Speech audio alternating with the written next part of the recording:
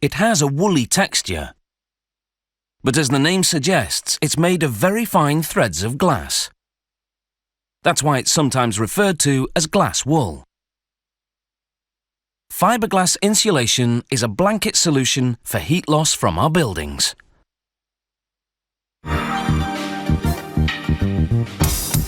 This fibreglass insulation is made from at least 35% recycled glass. The recipe also includes what's called the batch, a lot of sand and smaller portions of soda ash, limestone and other minerals. The glass, called cullet, used to be bottles and windows. This will be its second recycling. The cullet and batch ingredients spill onto a conveyor belt system, which transports it all to a furnace. The conveyor moves back and forth to evenly distribute the cullet and batch ingredients. They seep down and melt into a previous mix, which is now a pool of glass at the bottom of the furnace.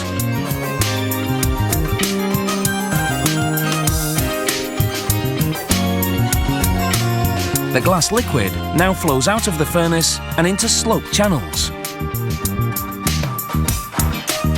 Inside these channels, the temperature is kept red hot by natural gas burners. This keeps the glass mix in liquid form, as it oozes out of the holes in the bottoms of the channels. The molten glass falls into a spinning bowl. It's called a fiberizer. The spinning action flings the glass through thousands of holes in the bowl, creating thousands of feathery glass fibers. Gas and compressed air pull the fibers, stretching them thinner. The process is a lot like making candy floss, and the spun glass has a similar texture.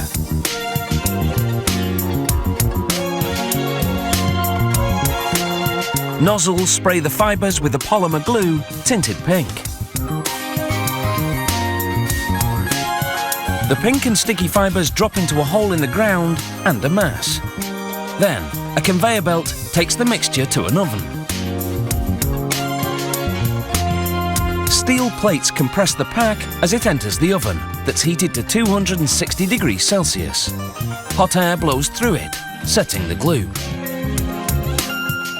As the pack exits the oven, circular saws cut through it, making strips that are called lanes. The lanes pass by a series of poles that push them apart.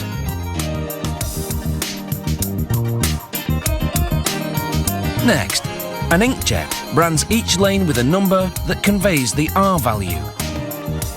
R stands for resistance to heat flow. It's a measure of how effective this grade of insulation will be.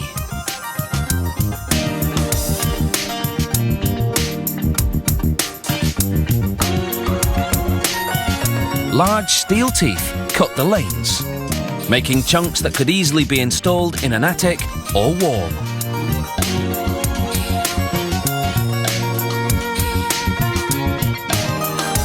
After chopping, the conveyor belt accelerates, transporting the fiberglass sections to the next station.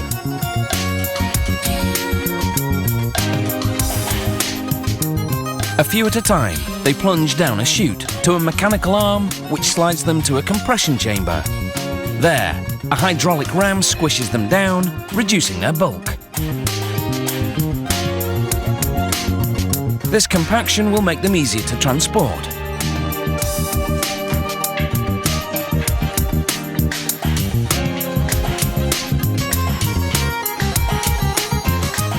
Now, another ram comes from the side and pushes the stack of compressed sections into a hollow frame known as a spout. A plastic bag is pulled over it.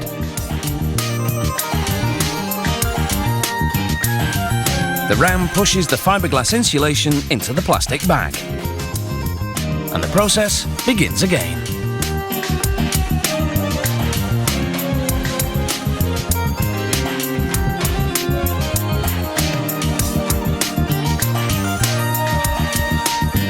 A conveyor belt transports the filled bags to a machine that heat seals them.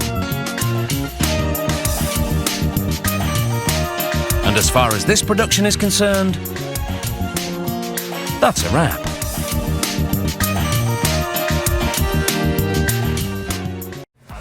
slow up, no I don't take shit. I got no love for the fakeness. If you wanna play tough and wanna hate this, I'll always show up and make a statement. I don't ever slow up, no I don't take shit. I got no love for the fakeness. If you wanna play tough and wanna hate this, I'll always show up